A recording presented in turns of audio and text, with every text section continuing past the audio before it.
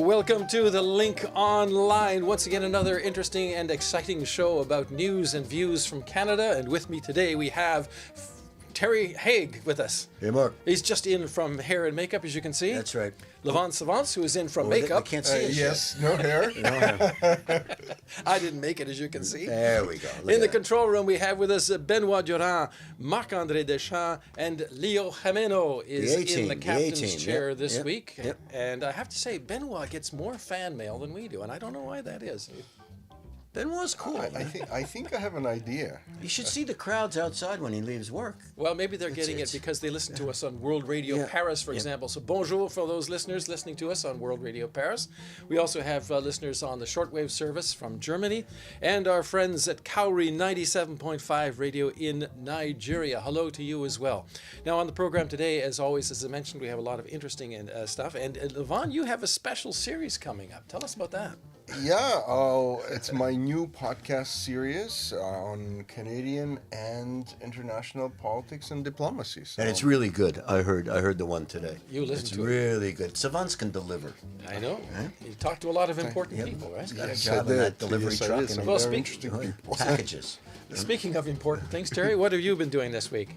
I've been really caught up in the way in the crash of the Ukrainian airline story and the Canadians involved and how Canada has responded, which has been quite extraordinary. Yeah, well, actually, it's interesting because I was talking to an expert earlier this week as well, and we'll hear that in just a moment as well, about how you could possibly, because the Iranians initially denied this, and then they said, yeah, we did shoot it down, it was a mistake. And I talked to this gentleman and I said, how could you mistake this? How could a passenger jet be mistaken for a hostile aircraft? So he'll be explaining what may possibly be the reasons for this horribly tragic error. Those are stories coming up on this edition of The Link Online.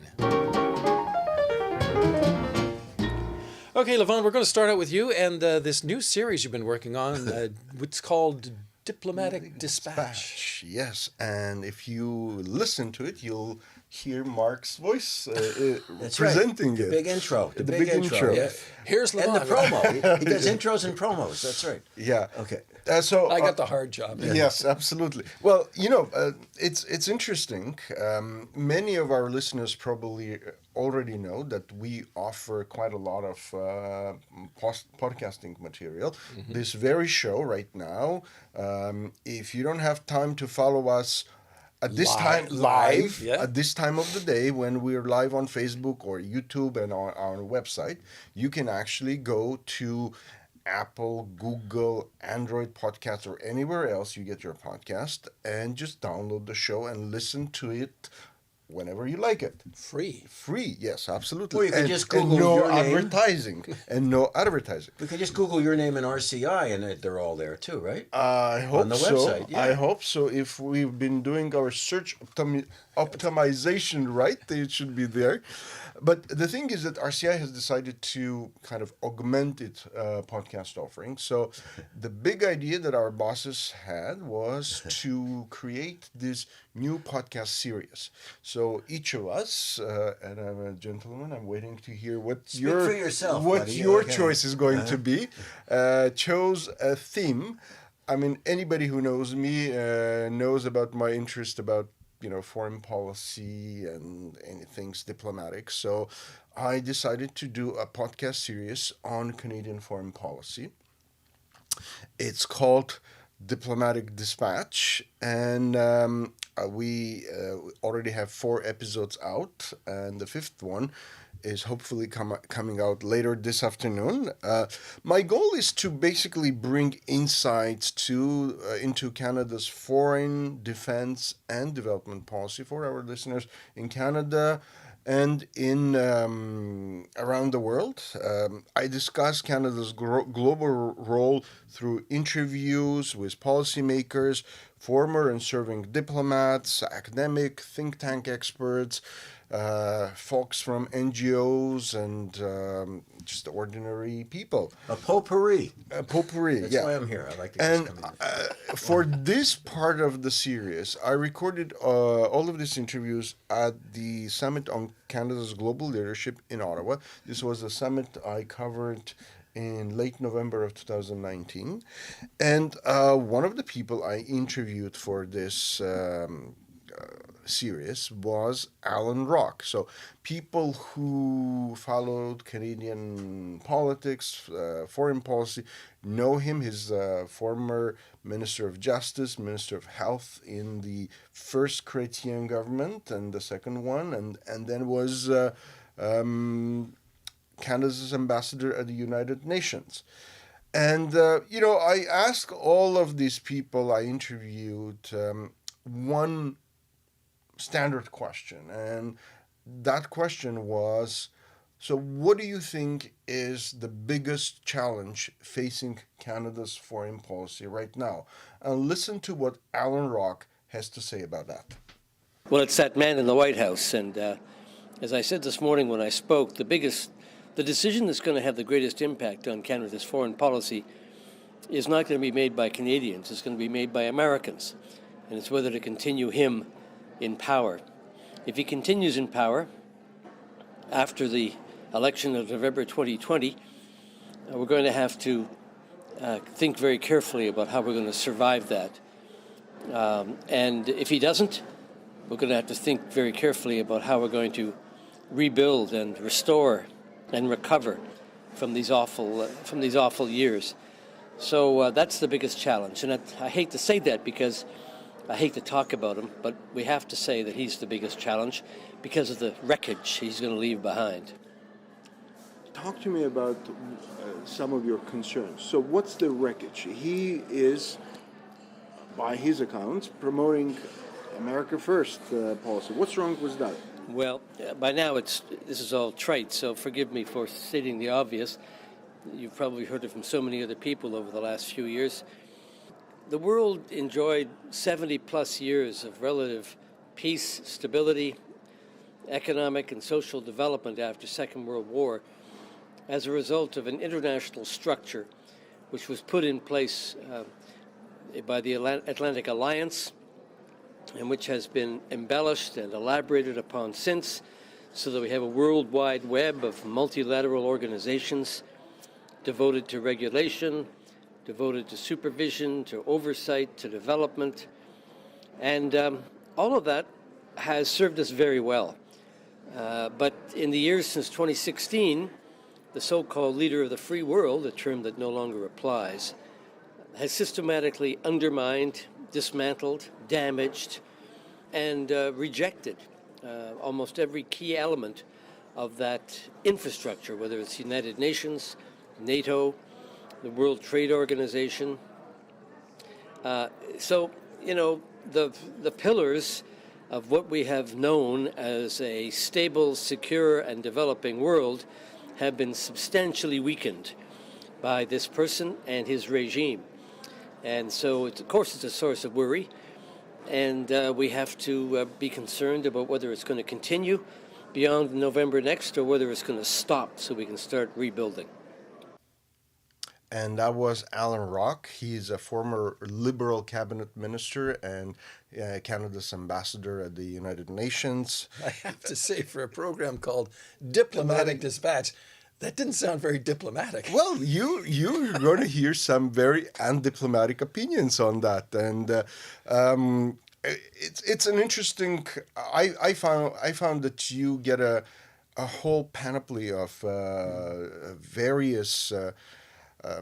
Voices, opinions, and because this summit had people from, you had former diplomats, current diplomats, military people, people from the NGOs, especially from the development sector, NGOs that are working in climate change. That's another thing that in one of my future episodes I'll be speaking with somebody who's going to be talking about the how Canada's foreign policy is going to be affected and should probably reflect the climate change, and so a lot of very different and interesting perspectives. You don't have to agree with them, but it's interesting to listen to these points of view. And it sounds like they were not, as I said, it didn't sound very diplomatic. It sounded like they were being very honest in their answers. Yeah, it was some of these people were very, very blunt in their assessments, in their criticism of not just American foreign policy, or as you heard here, but also Canadian foreign policy, especially Canada's role internationally when it comes to international development. For example, you hear the Liberal government touting this slogan, "We're back," and you had all kinds of people working in the development sector saying, you know what, actually on per capita basis, this Liberal government spends on foreign assistance less than the previous Conservative government they deride so much. So, yes, Canada is spending a lot on certain programs and is trying to step in and fill in the voids left by the Trump administration, where, for example, they pulled out funding for a lot of these maternity health programs, funding for abortion and stuff like that. But when it comes to its official development assistance, Canada is nowhere near its 0.7% of gross national income target that it had set to itself during the Pearson time. So a lot of very interesting opinions, and it's very easy to subscribe to it. Just go to our podcast page. It's on rcinet.ca/en/podcast. Too hard. Just go to Levant Savants, RCI, and it's right there. Google Diplomatic Dispatch, RCI Yeah, Net. can't miss it. RCI Net. Because it's off the shelves. But okay. don't forget we have other podcasts as well. So if you speak French, Spanish, Arabic, or Mandarin, check out those podcasts as well. There's a lot of interesting stuff being produced by our colleagues across all the language sections. Excellent point. See, Right, now there's a diplomat. A There's bit of a diplomat plug-in. right there. A Right? bit of a plug-in He can for do it all. He can do it all. See, he did that. He's doing this series, and it's already rubbed off on him. That's right. That's right. All right, coming up, we're going to take a look at this horrible tragedy of the PS 752, the downing of this aircraft. That's coming up next.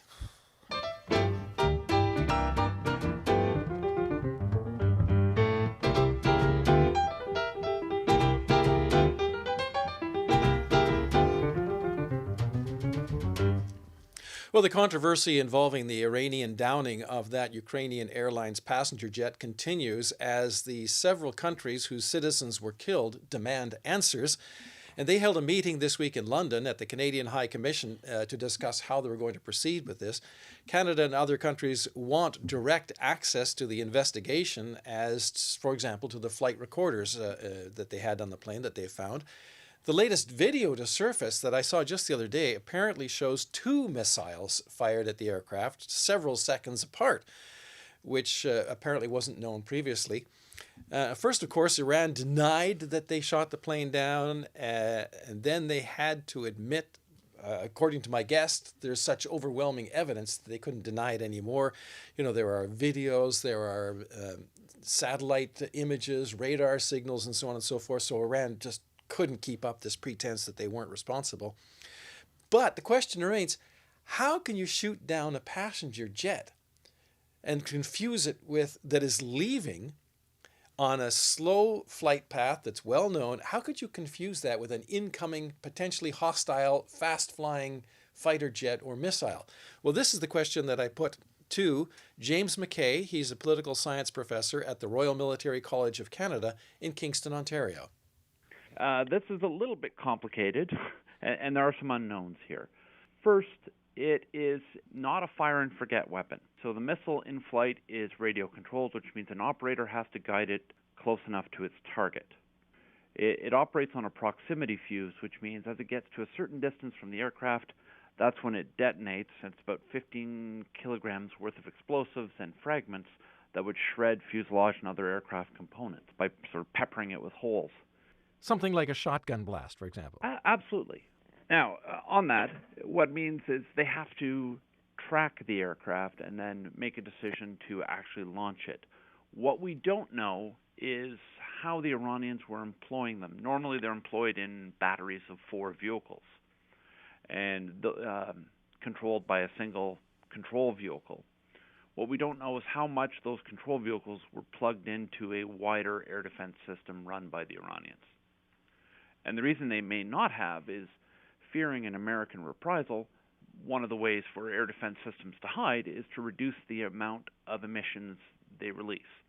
So if they're using radar, for example, it's going to release a certain amount of emissions that would allow them to be detected and destroyed.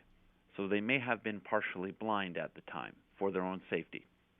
Do the aircraft not have transponders identifying what they are? For example, civilian passenger jet XYZ kind of thing, and Absolutely. So what should happen is they should have the flight plans and the transponder codes for each aircraft that's planned. And wouldn't that show up on the radar, whether it's military or civilian? Absolutely. Now, the real trick for those forces is to sift through all that information and look for actual targets as opposed to things you don't want to shoot at. Now, that requires that their identification friend and foe interrogator was functioning. So there is a possible malfunction in the system that would have caused them to see something like that Boeing 737 as if it was something else. Now, the fact that it was flying northwest, pulling away from the airport, and that a Boeing 737 tends to be climbing and flying slowly relative to other sort of attack aircraft or cruise missiles, sort of cast doubt on that one. So there were several indications to somebody that this was not a hostile aircraft. It was a big plane. It had a transponder identifying as a civil plane. It was flying on a standard route away from sensitive areas in spite of what was originally claimed. And if somebody fired the missile, you're telling me they actually have to guide it up towards the aircraft Correct. as well? Yes, they do. So what explanation is somebody really There's crazy? No, I wouldn't say that. There's a couple of potential explanations. The first, and this sort of corresponds somewhat to an early report when the Iranians first admitted it, that they were opening and closing the airspace. And the Ukrainian aircraft took off almost an hour behind its forecasted flight time. So if they had closed the airspace again and the aircraft was allowed to take off, and the air defense forces weren't advised, they might have interpreted it as a hostile. But that's a bit of a stretch. Is this a communications error among various Iranian services? Because I understand as well, you've got the Revolutionary Guards that have these machines. And the Revolutionary Guards are the ones that run those. But this is not the regular Iranian military force, right? No, but we also don't know how well trained they are. So there could have been a communications error or errors, and Correct. There could have been an inexperienced, excited operator. Right, and the other thing that has to be taken into account is they would have been on high alert from probably General Soleimani's death all the way to the downing of the aircraft, which, depending on your timeline, was 3 to 5 hours after the missile strikes. So if they were fearing an American reprisal, they would have been on high alert and would have had been on high alert for several days, which means the crews would get tired. And what we don't know is how many crews they're rotating through. And all it takes is for someone not to pass appropriate information, and there's another potential source of error with tragic consequences. All right, so that was an excerpt of my conversation with James McKay, a political science professor at Royal Military College of Canada in Kingston, Ontario. And you say, hey, how can this happen? Well, obviously what we have here is an explanation that it could have been a series of errors all along the way that led to this tragedy. And you think, well, this better not happen very often. But in fact, it's happened several times in the past. Well, this is why people don't want Iran to have the bomb, right? The nuclear bomb. I mean, this is what we always feared in the 50s and 60s, is this kind of crazy thing happening with nuclear weapons, right? Well, that's the thing. You've got people involved, and no matter how many fail-safe systems are in place, you still get a human that can make and obviously has made mistakes. For example, in 1983, there was a Korean 747 traveling from North America to Asia, and they strayed into, because they made a slight navigation error, they strayed into Soviet airspace. Soviets said, oh, this looks like an American spy plane, and they set 2 jets up to shoot it down. And the pilots said, it doesn't look like a spy plane to us, but they said, shoot it down. And so they shot down a civilian jetliner with, again, about 300 deaths. Mm-hmm. And that was 1983. And then we had in 1988, and this was mentioned recently by the Iranians, in 1988, a U.S. ship shot down an Iranian Airbus. There's a lot of people on it. Yeah, again, they thought it was something else or claimed it was something else. And there was, again, about, over 250 deaths on that one. In 2003, a U.S. Patriot missile shot down a British fighter jet, one of their allies, thinking it was an incoming missile. Again, a mistake, possibly some kind of communications error, or the IFF, identification friend or foe, wasn't working or something. And then in 2014, we had that very well-known recent case of the Malaysian jetliner shot down over the Ukraine by Russia or Russian-backed rebels. Again, they apparently thought it was a Ukrainian plane, and they made a mistake, even though, again, theoretically, all these things are in place, the transponders and everything else. Yeah.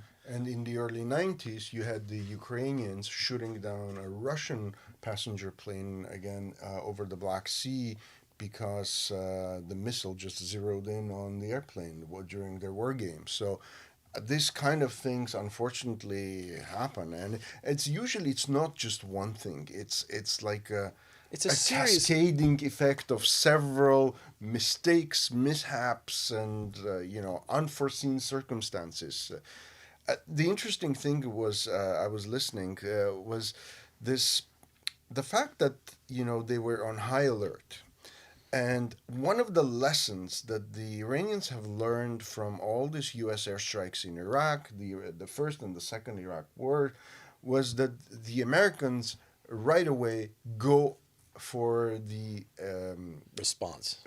the control centers, Yeah. the radar control centers. So one of the ways they defend themselves is that they have unplugged from this central control systems. That's And- exactly what he said. Is they probably because they have these ARMs, the anti-radiation missiles, and this is what he said: when these things are operating, they have emissions, which are radar emissions, and the ARMs home in on those signals, and as you said, they target the radar defenses. So these guys are probably shutting them off, and so they're missing communication somewhere. Yes, and they're missing, probably also missing crucial information because the radar that stays on gives very limited information. You can follow the aircraft, but because the other radars in your battery are switched off, you don't know. It's very difficult to distinguish whether this is a civilian plane or a military plane, because you're not getting that data from the other radars that are Alert on. Yeah. well, create a more complete picture. All you have is a radar tracking the movement. But still, as he said, if you're expecting a threat, an incoming threat, here you have a big plane going away and climbing. And he said an incoming threat would be traveling fast, it would be small, it would be not identified, and it would be traveling on a flight path probably level to the ground or descending.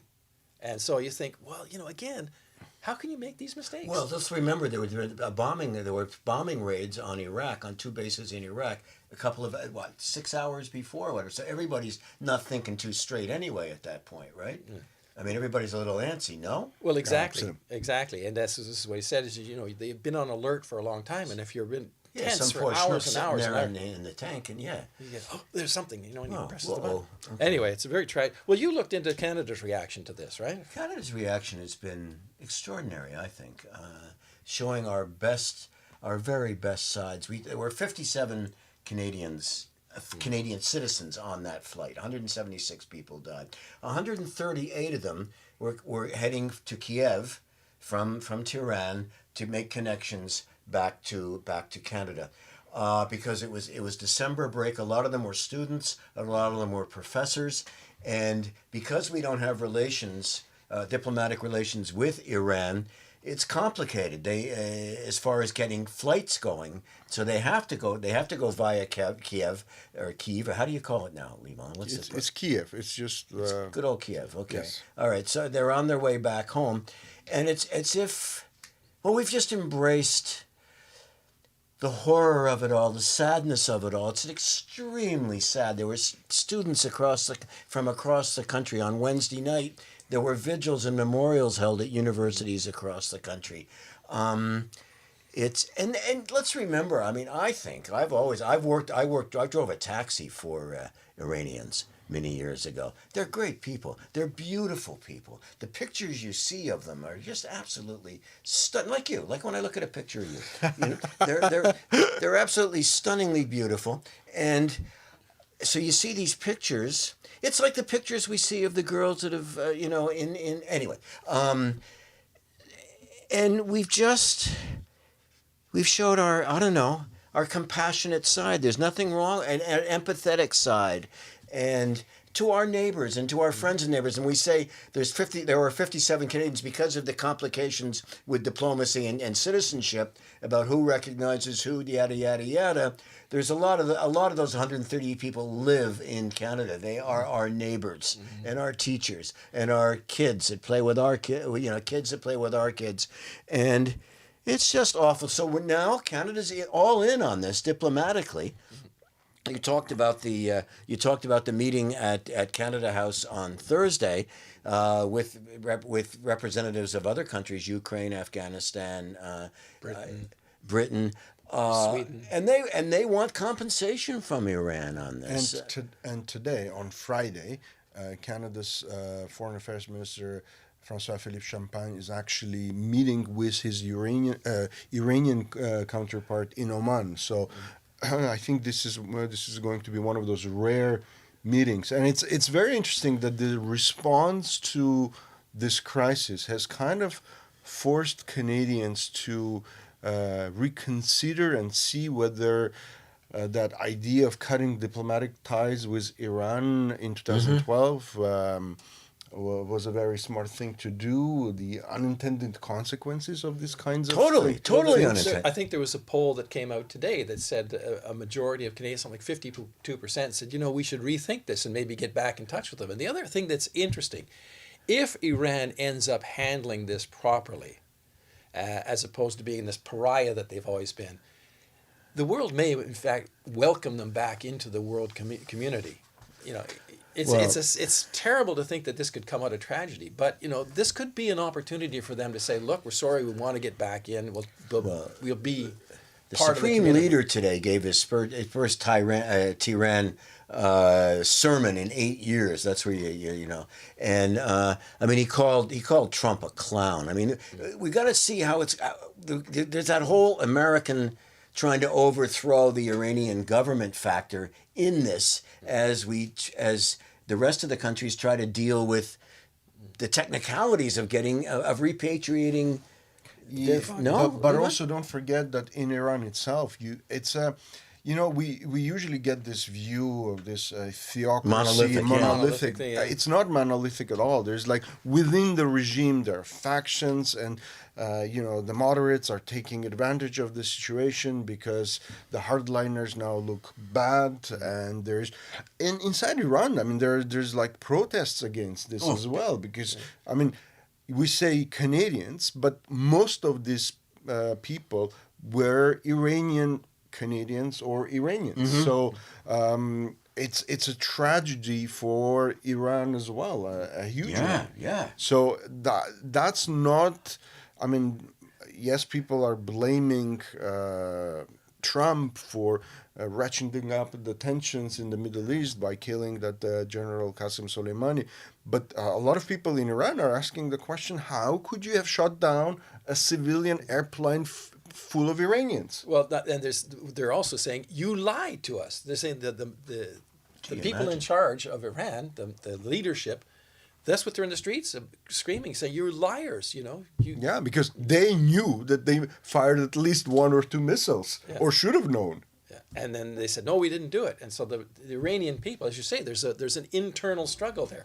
Anyway, that's something that we can continue talking about perhaps next week on the program. And unfortunately, that is all the time we have for today. I'd like to say hello to Gustavo in Uruguay, who is a regular listener to us. Anybody else on the Yeah, line? MC. Yes, we have Riaz Hussein who's listening to watching us, and we have Marie-Claude who tuned in, our fave Marie-Claude. and we have Ram from Israel who's watching us. Say goodbye, because that's all the time Bye. we have. Bye.